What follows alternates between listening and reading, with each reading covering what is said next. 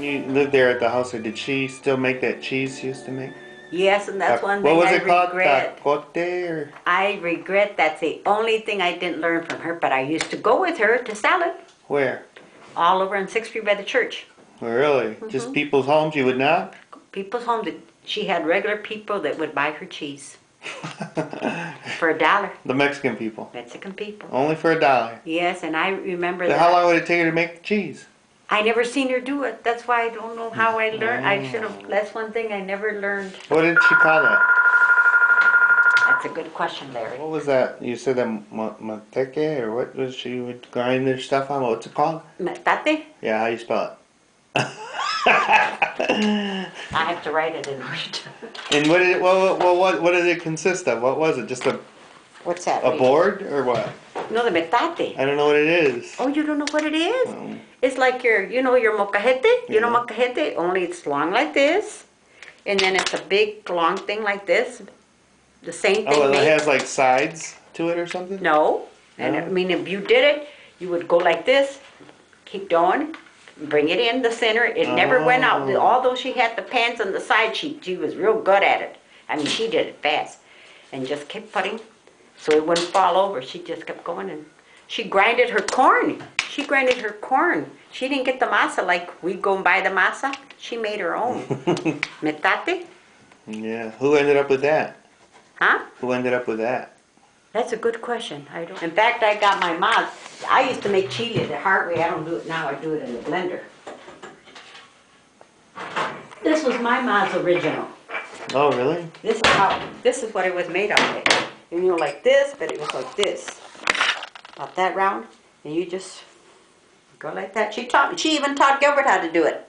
Because she would say, Gilbert, this is hard on me. Help me. So she would tell him and he would do it. And this was about that wide. And it's about that big. Oh, and she must have did that all her life, huh? All her life she did it. She never did it any other way, Larry. Didn't she have a blender? I don't think they even had blenders at that time. Oh, really? Really? But Grandma was a good teacher. I learned a lot of stuff from her. You know. And what did she call you? Cello. Cello? And I called her Masila. Where did they get that name from, Cello? I think they didn't want to call me Consuelo, so they call me Cello. Is that your name, Consuelo? Mary Consuelo. It's not Consuela? Consuelo. So they start calling you Cello. So they call me Cello. And I used to call her Masila, and I got a kick out of her because I would call her Masila. She said, well, lo que me quieres decir es que soy silada, you know. I don't know what that means. I know what it means in Spanish, but I don't know, like silada, I don't know. Do you know what that means? It's like almost like a cuss word, but it isn't. But she knew that it was a caricia. And like pasenovio, I never call him pasenovio, I always call him panovo. Just like my dad, I used to call him boo-boo. You know. But even when I used to go to the farm over there, I learned a lot then, and I was smaller. We used to go over there, and a lot of times Annie was over there. Annie, Uncle Joe, and all them. We would almost, like Sundays, they would all gather. You know, Carmen and Esther and Esther, Steve and Uncle Ralph always came together all the time. Panobo used to just sit there and watch Masila. Masila was a hustler. Masila was a hustler. She was short and petite, but she was not lazy at all. It's really something you missed out on her. You really missed out, and you would have loved her. You would have loved her, because I believe they had said that Aunt Carmen knew how to make it, but I don't know. I always wondered if she taught any of the kids to do it, because I would love to get my hands on it. She said remembers it, but she don't remember how to do it. Yeah.